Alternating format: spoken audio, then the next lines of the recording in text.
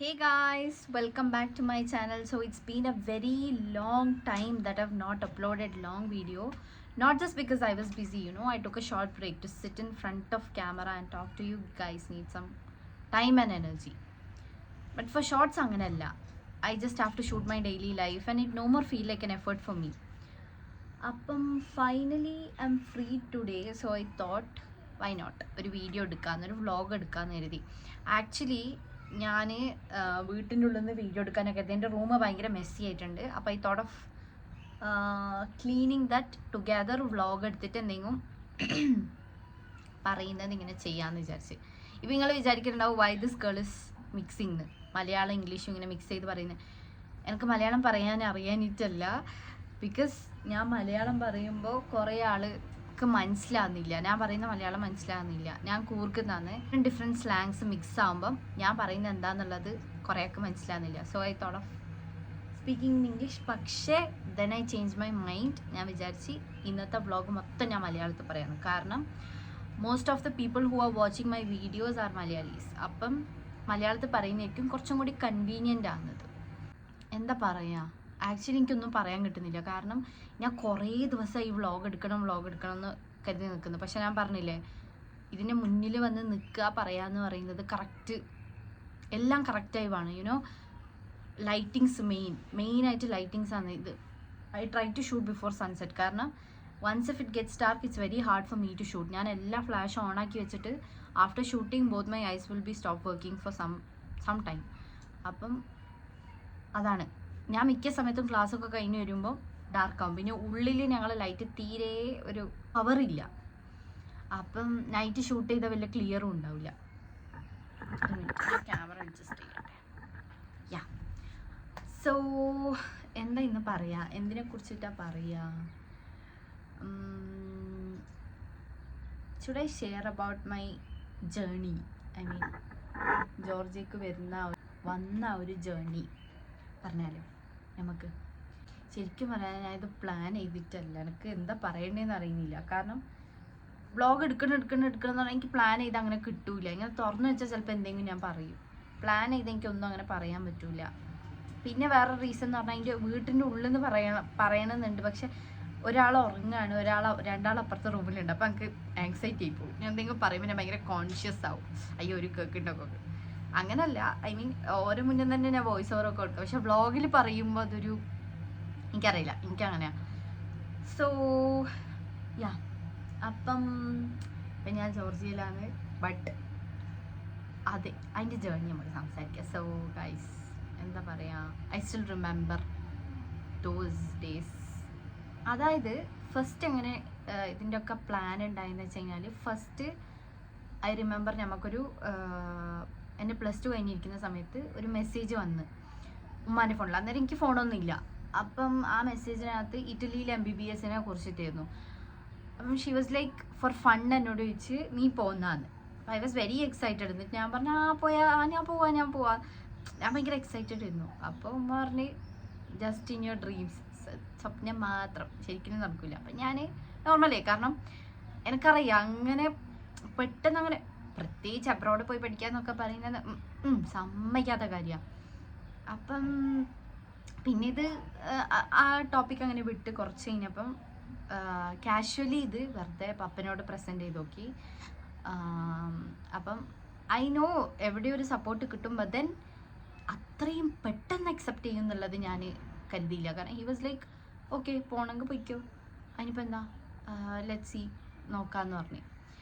ഇത് കേട്ടത് പകുതി കേൾക്കാത്തത് പകുതി. ഞാൻ എന്ത് ചെയ്തു, ഞാൻ എല്ലാ യൂണിവേഴ്സിറ്റിയിലേക്കും അപ്ലൈ ചെയ്ത് ഇതിനെക്കുറിച്ച് സെർച്ച് ചെയ്യാൻ തുടങ്ങി. ആ സമയത്ത് ഞാൻ +2 കഴിഞ്ഞിരിക്കുക.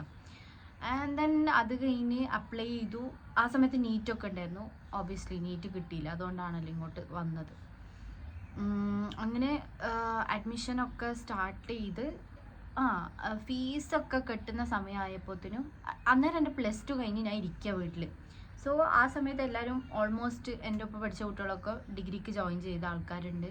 പിന്നെ കുറേ ആൾക്കാർ സ്റ്റാർട്ട് ചെയ്തു. പക്ഷെ ഞാൻ മാത്രമായിരുന്നു ഈ വെയിറ്റ് ചെയ്യുന്നത്. കാരണം ഈ അഡ്മിഷൻ പ്രോസസ്സ് അത്യാവശ്യം നല്ല ഡിലേ ആവുമല്ലോ. ആൻഡ് ദെൻ ഞാൻ ചെയ്ത ഏറ്റവും വലിയ മിസ്റ്റേക്ക് എന്താണെന്ന് വെച്ച് കഴിഞ്ഞാൽ, പീപ്പിൾ സ്റ്റാർട്ടഡ് ആസ്കിങ് നെക്സ്റ്റ് എന്താന്ന് ചോദിക്കുമ്പോൾ ഞാൻ പറയാൻ തുടങ്ങി എന്താ അവരുള്ളിൽ കൂടെ നോക്കുന്നുണ്ട്, ചിരിയുണ്ട്. അപ്പം എടി ഞാൻ ഇവിടെ ഉണ്ട്, ആ ഡോറൊന്ന് നടക്കുവോ? വ്ളോഗിങ്ങിലാ, അന്ന് അടിച്ചു തരുമോ ചേച്ചി? വ്ളോഗിങ്ങിലാ. ഉള്ളിക്ക് കേക്കണില്ലല്ലോ ഞാൻ പറയണേ? ഇല്ല, കേക്കുണ്ട്. അയ്യേ കുറവാണ്ട്. സോ ആ സമയത്ത് അപ്പം എന്താ എനിക്ക് ചിരിയുണ്ട്, സോഷ്യൽ ആങ്സൈറ്റി ആവട്ടെ ഇവിടെ വെച്ച് പറയാം നമുക്ക്. ഓക്കെ, അപ്പം എന്താ പറഞ്ഞോണ്ടേ, അങ്ങനെ ദ മിസ്റ്റേക്ക് ഞാൻ ചെയ്തത് എന്താണെന്ന് വെച്ച് കഴിഞ്ഞാൽ ഐ സ്റ്റാർട്ടഡ് ടെല്ലിങ് എവരിവൺ. അതായത് ഞാൻ ജോർജിയക്ക് അന്ന് പോകുന്നത്, അഡ്മിഷൻ സ്റ്റാർട്ടായിന്, അപ്പം ഞാനിങ്ങനെ പോകുന്നൊക്കെ ഞാൻ പറഞ്ഞു തുടങ്ങി. ഈ ആൾക്കാരുടെ പ്രശ്നം എന്താണെന്ന് വെച്ച് കഴിഞ്ഞാൽ നമ്മളെ കാണുമ്പോൾ ഇവർ ഒരുമാതിരി ചോദിക്കാൻ തുടങ്ങും, എന്താ നെക്സ്റ്റ്. ഞാൻ ചില സമയത്ത് വിചാരിക്കും ഓക്കെ പറയണ്ട, സർപ്രൈസ് ആയിട്ട് പോകുമ്പോൾ പറഞ്ഞാൽ മതി എല്ലാവരും. പക്ഷെ ഇവരിങ്ങനെ ചോദിക്കുമ്പോൾ നമുക്ക് പറയാതിരിക്കാനും പറ്റില്ല, അപ്പം നമ്മൾ പറഞ്ഞു. പിന്നെയുള്ള പ്രശ്നം എന്താണെന്ന് വെച്ച് കഴിഞ്ഞാൽ ഈ പറഞ്ഞതിന് ശേഷം വെനെവർ ദീസ് പീപ്പിൾ ഇത് കുറച്ച് കഴിഞ്ഞിട്ട് എന്നെ കാണുമ്പോൾ ഇവരെന്നോട് ചോദിക്കും, നീയല്ല എവിടെയോ പോകുന്നു പറഞ്ഞാൽ നീ ഇനിയും പോയില്ല. ഇത് കേട്ട് കാരണം യുനോ ഈ അബ്രോഡിൽ പഠിക്കാൻ വരുന്നതെന്ന് പറയുമ്പോൾ എല്ലാ കുട്ടികൾക്കും ഉണ്ടാവും. ഞങ്ങൾ ഏജൻസീനെ മീറ്റ് ചെയ്ത് കാര്യങ്ങൾ അറിഞ്ഞതിന് ശേഷം നമ്മൾ പെട്ടെന്ന് ഇങ്ങോട്ട് വരികയാണ്. അതൊന്നും ഒരിക്കലും അങ്ങനെയല്ല. കാരണം എൻ്റെ ഒക്കെ പ്രോസസ്സ് അത്യാവശ്യം നല്ല ഡിലേ ആയിരുന്നു. ഒന്നാമത് എനിക്ക് പാസ്പോർട്ട് ഉണ്ടായിരുന്നില്ല. അപ്പം ഈ പ്ലാനിന് ശേഷമാണ് ഞാൻ പാസ്പോർട്ടിന് അപ്ലൈ ചെയ്യുന്നത്. അത് കഴിഞ്ഞിട്ട് വിസ പ്രോസസ്സ്, അതിനിടയിൽ ജോർജിയയിൽ കുറേ ലീവൊക്കെ വന്ന് അങ്ങനെ കുറേ ഡിലേ ആയി. അപ്പം ഈ ഓൾമോസ്റ്റ് എനിക്കൊന്ന് 8 months ഞാൻ വെയിറ്റ് ചെയ്യേണ്ടി വന്ന്. എൻ്റെ വിസ ഒക്കെ ശരിയായി, പാസ്പോർട്ട് കയ്യിൽ കിട്ടി, എല്ലാം ശരിയാവാൻ വേണ്ടി. പക്ഷെ ആ ടൈമിൻ്റെ ഉള്ളിൽ ഈ കാണുന്ന ആൾക്കാരൊക്കെ നമ്മളോട് ചോദിക്കുക, എന്താ ഇനിയും പോവാത്ത. And some of the peoples are like ഒരു ലിറ്ററലി പറഞ്ഞു തുടങ്ങി, ഓള് പോകുന്നില്ല, ജോർജിയ പോകുന്നൊന്നുമില്ല, വെറുതെ പറയാം, മേ ബി ഏജൻസി ഒരേ സ്കാം ചെയ്തിട്ടുണ്ടാവും, പൈസ ഒക്കെ പോയിണ്ടാവും, പിന്നെ വെറുതെ ആണ്.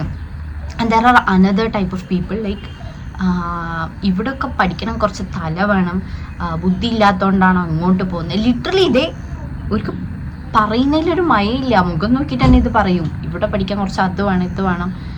സി ശരിയാണ്, ഐ റെസ്പെക്റ്റ് നാട്ടിൽ പഠിക്കുന്ന കുട്ടികൾ, MBBS എടുത്ത് നാട്ടിൽ തന്നെ പഠിക്കുന്ന കുട്ടികൾ അത്യാവശ്യം നല്ല വർക്ക് ചെയ്തിട്ടാണ് അവർക്ക് നാട്ടിൽ സീറ്റ് കിട്ടിയത്. പക്ഷേ നിങ്ങൾക്ക് ഒരിക്കലും ഇവിടുത്തെ MBBSനെ കുറ്റം പറയാൻ പറ്റില്ല. കാരണം ഇവിടെയും നല്ല ടഫായി ഇപ്പം.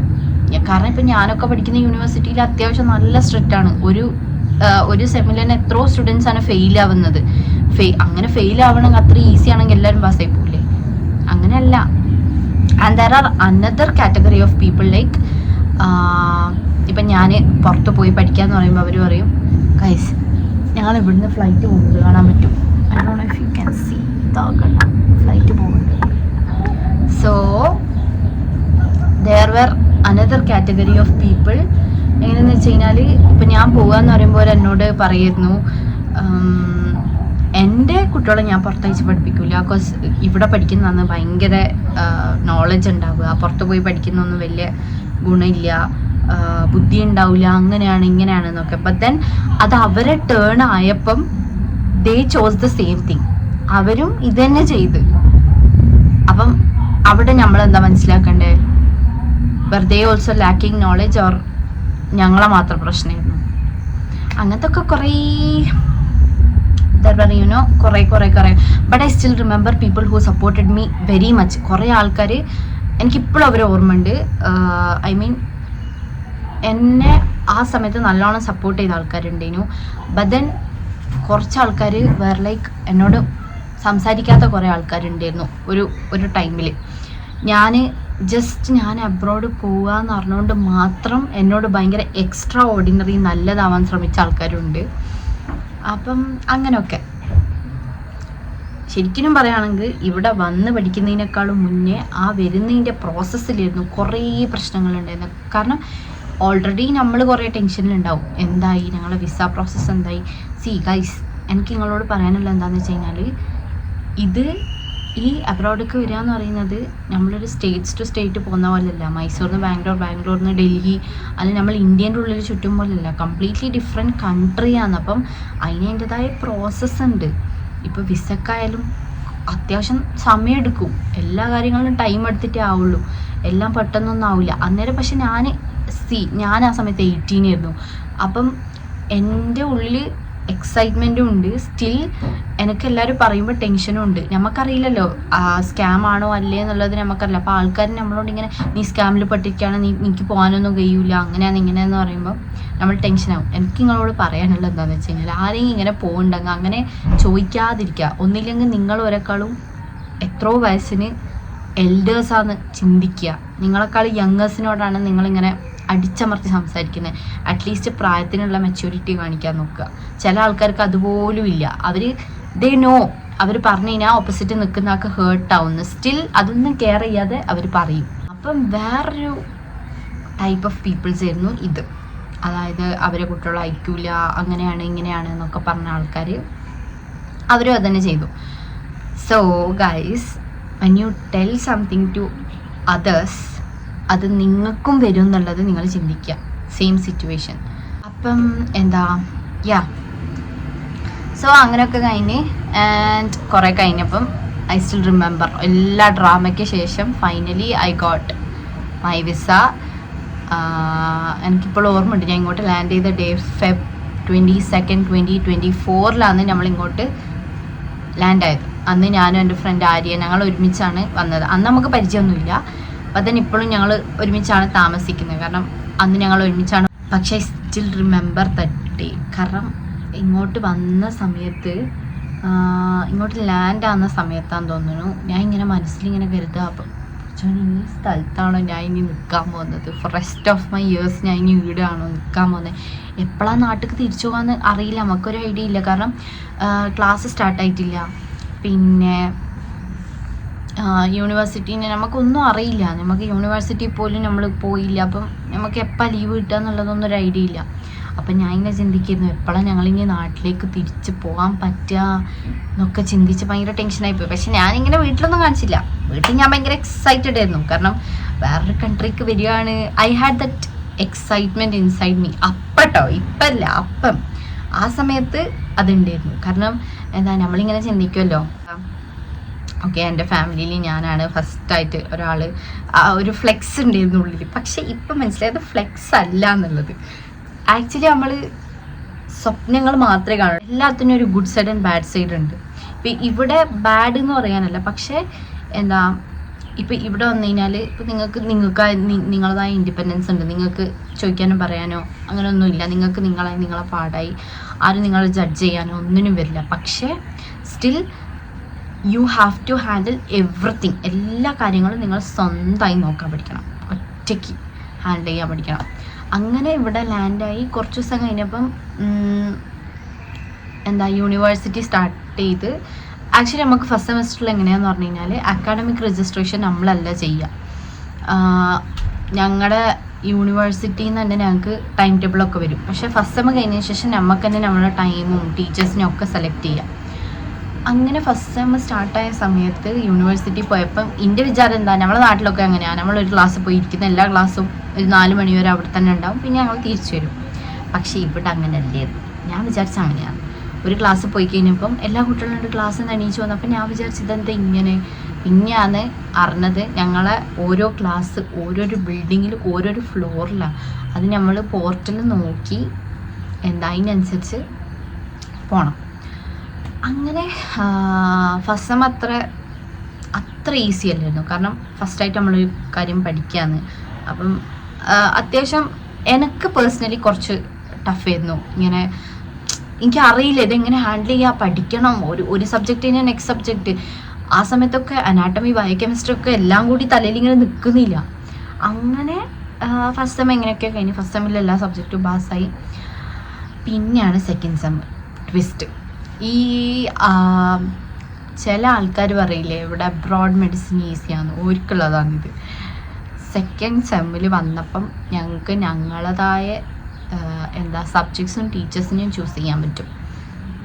അങ്ങനെ ഇരിക്കുമ്പോഴാണ് എൻ്റെ സെക്കൻഡ് സെമ്മത്തെ ഫീസ് യൂണിവേഴ്സിറ്റിയിലോട്ട് കയറാൻ ലേറ്റായി, യൂണിവേഴ്സിറ്റി ബാങ്കിലോട്ട് കയറാൻ ലേറ്റായി. അങ്ങനെ എനിക്ക് എൻ്റെ അക്കാഡമിക് രജിസ്ട്രേഷൻ്റെ സമയത്ത് രജിസ്റ്റർ ചെയ്യാൻ പറ്റിയില്ല.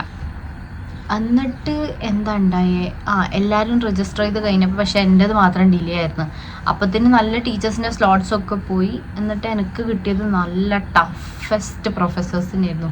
അത് ഞങ്ങളെ യൂണിവേഴ്സിറ്റിയിൽ തന്നെ എല്ലാവർക്കും അറിയാം, 2 ടഫസ്റ്റ് പ്രൊഫസർ. ചില ആൾക്ക് ഒരാൾ മാത്രമേ കിട്ടിയിട്ടുള്ളൂ, പക്ഷേ എൻ്റെ ഭാഗ്യം അനുസരിച്ച് എനിക്ക് 2 ആളും കിട്ടി. അങ്ങനെ അതും സബ്ജക്റ്റ് ചെയ്തിരുന്നു ഫിസിയോളജിയും ബയോകെമിസ്ട്രിയും. ഫിസിയോളജിയും ബയോകെമിസ്ട്രിയും. ഓക്കെ, അപ്പം എന്തായിരുന്നു പറഞ്ഞോണ്ടേ, അങ്ങനെ സെക്കൻഡ് സെമിസ്റ്ററിലോട്ട് എത്തി. സെക്കൻഡ് സെമിസ്റ്റർ, ഫസ്റ്റ് സെമിസ്റ്റർ അത്യാവശ്യം എങ്ങനെയൊക്കെയോ കഴിഞ്ഞു പോയി. അങ്ങനെ സെക്കൻഡ് സെമിസ്റ്ററിലോട്ട് വന്നപ്പോഴാണ് ഈ ടഫ് പ്രൊഫസേഴ്സിനെ കിട്ടുന്നത്. അങ്ങനെ എനിക്ക് പറ്റിയ മിസ്റ്റേക്ക് എന്താണെന്ന് വെച്ച് കഴിഞ്ഞാൽ, സെക്കൻഡ് സെമ്മിൽ വന്നപ്പോൾ എനിക്ക് സെക്കൻഡ് ക്വിസിന് കയറാൻ പറ്റിയില്ല. അങ്ങനെ ഈ നമ്മൾ ക്വിസിന് 40 ആണ് മാക്സിമം മാർക്ക്, അതിൽ 20 നമ്മൾ പാസ്സാവണം. പക്ഷേ ഈ 20 പാസ്സാവാൻ കിട്ടുന്നത് ഭയങ്കര പണിയാണ്. നമ്മളെ സെമ്മിൽ തന്നെ എത്രയോ കുട്ടികൾ ആ സബ്ജക്റ്റിൽ പോയി. നമ്മൾ ഫസ്റ്റ് സെമ്മിൽ ഉണ്ടാകുമ്പോൾ തന്നെ ഞങ്ങൾക്ക് ഗ്രൂപ്പിൽ നിന്ന് ഞങ്ങളൊരു സീനിയർ വോയിസ് അയച്ചാന്ന്, anyway in your second semester നിങ്ങൾ മോസ്റ്റ് ഓഫ് ദം, ഒരു 95% ഓഫ് ദം ഫെയിലാവും. അപ്പം ഡോണ്ട് വറി, അത് സീനൊന്നും ഇല്ല, കോമൺ ആണ്, എല്ലാവർക്കും പറ്റുന്ന തന്നെയാണ്, നിങ്ങൾക്ക് നെക്സ്റ്റ് സെമ്മിൽ അതെടുക്കാമെന്ന്, സബ്ജക്റ്റ് എടുക്കാമെന്നുള്ള രീതിക്ക്. പക്ഷെ എനിക്ക് ചിന്തിക്കാൻ പറ്റുന്നുണ്ടായില്ല ആ സമയത്ത്. കാരണം ഒരു സബ്ജക്റ്റ് പോയി കഴിഞ്ഞാൽ 1 lakh rupees നമ്മൾ കൊടുക്കണം. കാരണം 8 credit ഉള്ള സബ്ജക്റ്റാണ് ഇത്.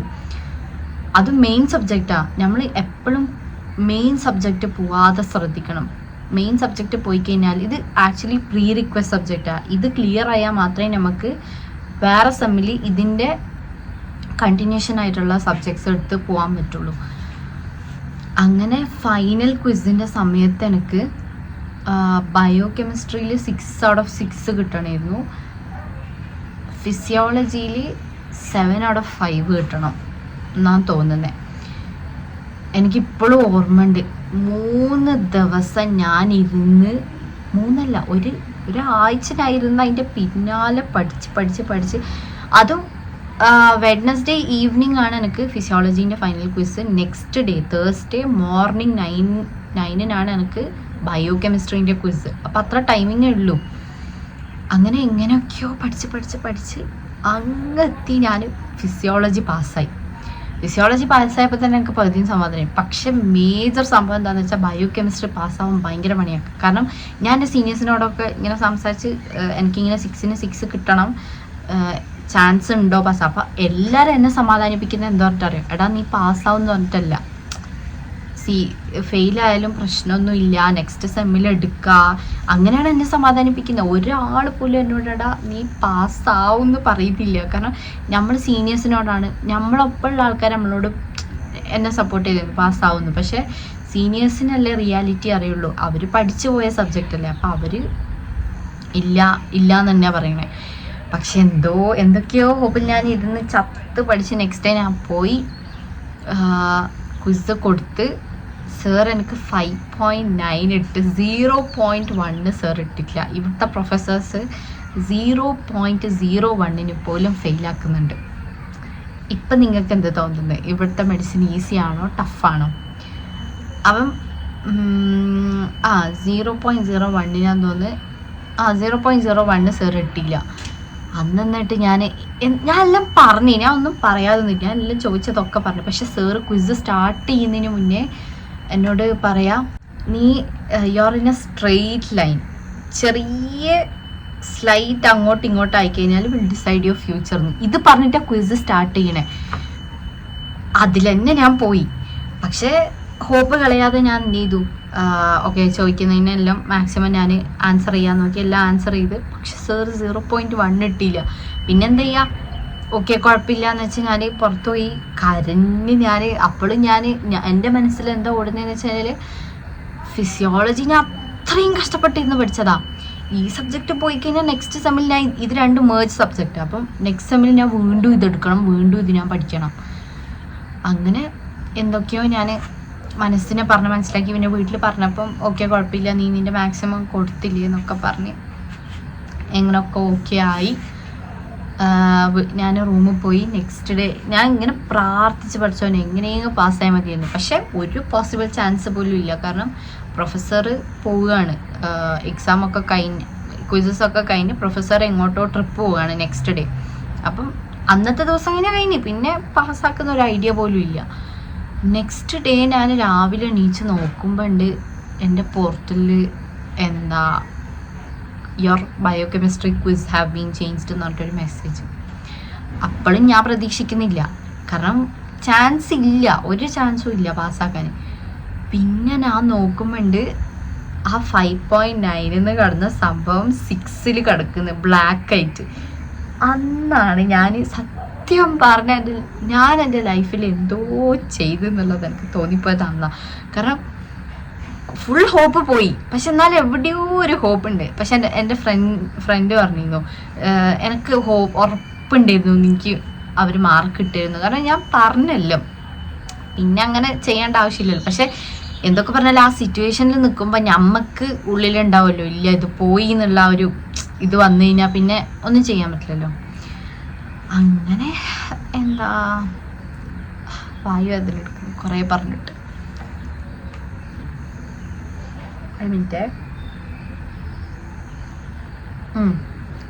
അങ്ങനെ അതൊക്കെ കഴിഞ്ഞ് സെക്കൻഡ് സെം പാസ്സായി.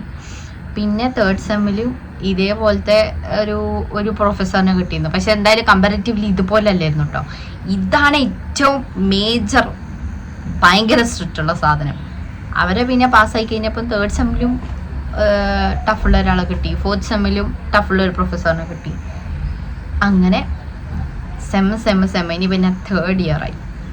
തേർഡ് ഇയറത്തെ മിഡ് ടേം ആണ് ഇപ്പം നടന്നുകൊണ്ടിരിക്കുന്നത്. ഇനിയിപ്പം മിഡ് ടേംസ് കഴിഞ്ഞ് ഓഗസ്റ്റിലാണ് എൻ്റെ ഫൈനൽസ് നടക്കുക. അങ്ങനെ അതും കൂടി കഴിഞ്ഞാൽ തേർഡ് ഇയർ പകുതിയായി. ഇനിയുണ്ട്, ഇനി ഇഷ്ടംപോലെ പഠിക്കാനുണ്ട്. ആക്ച്വലി ഞാൻ ഇതൊന്നും പറയാൻ വിചാരിച്ചതല്ല. എന്താ ഇപ്പോൾ വ്ളോഗ് വീഡിയോ ഓണാക്കിയിട്ട് എന്താ പറയണ്ടേ എന്ന് തിരിയുന്നില്ല. അപ്പം അങ്ങനെ ഞാൻ പറയാമെന്ന് വിചാരിച്ചതാ. ശരിക്കും ഇല്ലേ ഇങ്ങനെ ആക്കുമ്പോൾ എന്താ ബാക്ക് എന്തോ ആകുന്നുണ്ട്. അതായത് ഞാൻ ഡാർക്കാണ്ട് അല്ലേ, വേണ്ട ഇങ്ങനെ മതി. കാരണം ഇതാണ് പ്രശ്നം, ലൈറ്റിങ്സ് ഉണ്ടെങ്കിലും എടുക്കാൻ പറ്റുള്ളൂ. ഉള്ളിൽ പോയിക്കഴിഞ്ഞാൽ ഒരു എൻ്റെ മുഖനെ ക്ലിയർ ആയി കാണില്ല. അപ്പം ഞാൻ എന്ത് വ്ളോഗ് എന്ന് പറഞ്ഞിട്ട് എടുക്കണ്ടേ, നമുക്ക് സമയം ഉണ്ടാവില്ലല്ലോ. ഒന്നാമത് സ്ലൈറ്റായിട്ട് സ്ലിപ്റ്റ് എൻ്റെ സ്ലാങ്ങിലോട്ട് ഞാൻ പോയി പെട്ടെന്ന്. പക്ഷേ ഇല്ലേ ഞാനിങ്ങനെ ഞാൻ മലയാളം ക്ലിയർ ആക്കി പറയുന്നൊന്നുമില്ല, ഞാൻ എൻ്റെ രീതിക്ക് തന്നെ പറയുന്നേ. ഇത്രയും ശരിയാവാനുള്ള കാരണം എന്താണെന്ന് വെച്ച് കഴിഞ്ഞാൽ എൻ്റെ ഒരു ഫ്രണ്ട് ട്രിവാൻഡ്രത്ത് നിന്ന്, ഒരാൾ കോട്ടയം ആലപ്പുഴ, ഇന്നൊരാൾ കോഴിക്കോട്. അപ്പം ഇത് മൂന്നും മിക്സ്ഡ് ആണിപ്പം ഫുൾ. ഇപ്പോൾ ഓരോട് സംസാരിച്ച് കാരണം ഇങ്ങനൊന്നും ഞാൻ പറയലില്ല. നമ്മളെ നാട്ടിൽ സംസാരിക്കലെന്നൊന്നും പറയില്ല. നമ്മളെ നാട്ടിൽ എന്താ പറയുക, ബാക്കറിയ തിന്നാ പോയാ. പക്ഷെ ഇപ്പം അങ്ങനെയല്ല, കഴിച്ചോ സംസാരിച്ചോ ഇങ്ങനെയൊക്കെയാണ്. അത് ആക്ച്വലി വേണമെന്ന് പറഞ്ഞിട്ട് ചെയ്യുന്നൊന്നുമില്ല, അതങ്ങനെ വന്നു പോകുന്നതാണ്. അപ്പം ഇത്രയൊക്കെ തന്നെ ഉള്ളൂ. ഇനിയിപ്പം എക്സാമൊക്കെ കഴിഞ്ഞ് വീണ്ടും again back to class. Next Monday മുതൽ ക്ലാസ് വീണ്ടും സ്റ്റാർട്ടാവും. അപ്പോൾ ക്ലാസ്സിന് പോകണം, വർക്കിന് പോകണം. അത് കഴിഞ്ഞ് പിന്നെ ഫൈനൽസ് സ്റ്റാർട്ടാവും. സെമ്മ് വേഗം തീരുന്നുണ്ട്. ഈ സെമ്മൊന്നും പോകുന്നതേ അറിയുന്നില്ല. ഇനിയിപ്പോൾ നാട്ടിൽ പോയി വരുമ്പം ഞങ്ങൾക്ക് ഈ അപ്പാർട്ട്മെൻറ്റ് മാറാനാവും. ഇപ്പം ഞങ്ങളുള്ള ആക്ച്വലി എനിക്ക് അപ്പാർട്ട്മെൻറ്റ് കാണിച്ചു തരണമെന്നുണ്ട്. പക്ഷേ ഇപ്പം എല്ലാം വലിച്ചിട്ടിട്ടുള്ളത്. എൻ്റെ റൂം ആകെ അലങ്കോലായിന്. കാരണം ഞാനില്ല ഈ രാവിലെ വർക്കിന് പോകുന്ന സമയത്ത് ഞാൻ പകുതി ബോധത്തിൽ ഞാൻ മടക്കാതെ അങ്ങനെയെല്ലാം ഇട്ടിട്ട് പോകും. ആക്ച്വലി ചില സമയം ഉണ്ടാകുമ്പോൾ മടക്കി വെക്കും. പക്ഷെ മിക്ക സമയത്തും നമ്മൾ ചിലപ്പോൾ തിരക്കിട്ട് ഓടുകയാവും. അപ്പം പിന്നെ ഇതിനൊന്നും നേരം ഉണ്ടാവില്ല. അപ്പോൾ റൂമൊക്കെ ഇങ്ങനെ വലിച്ചു വാരി ഇട്ടിട്ടുള്ളത്. ബാക്കിയെല്ലാം ക്ലീൻ ചെയ്തിന്. പക്ഷെ ഒരു ദിവസം ഞാൻ എൻ്റെ അപ്പാർട്ട്മെൻറ്റ് കാണിച്ചു തരാം. ഇപ്പം ബാൽക്കണി മാത്രം കാണിക്കുന്നതാണ്. ബാൽക്കണിയും ആക്ച്വലി കുറച്ച് അങ്ങോട്ടെല്ലാം നോക്കിക്കഴിഞ്ഞാൽ എന്തല്ലോ സാധനം വലിച്ചിട്ടുണ്ട്. പക്ഷെ ആ സൈഡ് ഞാൻ കാണിക്കുന്നില്ല. ഇപ്പം ഭംഗിയുണ്ട്, വെറുതെ അത് കാണിച്ചിട്ട് കൊളാക്കണ്ടല്ലോ. അപ്പം അത്രയൊക്കെ തന്നെ ഉള്ളൂ വീഡിയോ. ഇനി നാട്ടിലേക്ക് പോകും പറ്റും വീഡിയോ എടുക്കാം, അല്ലെങ്കിൽ ഇതിനിടയ്ക്ക് എപ്പോഴെങ്കിലും വ്ളോഗ് എടുക്കാം ഇൻഷാ അല്ലാ. ബൈ.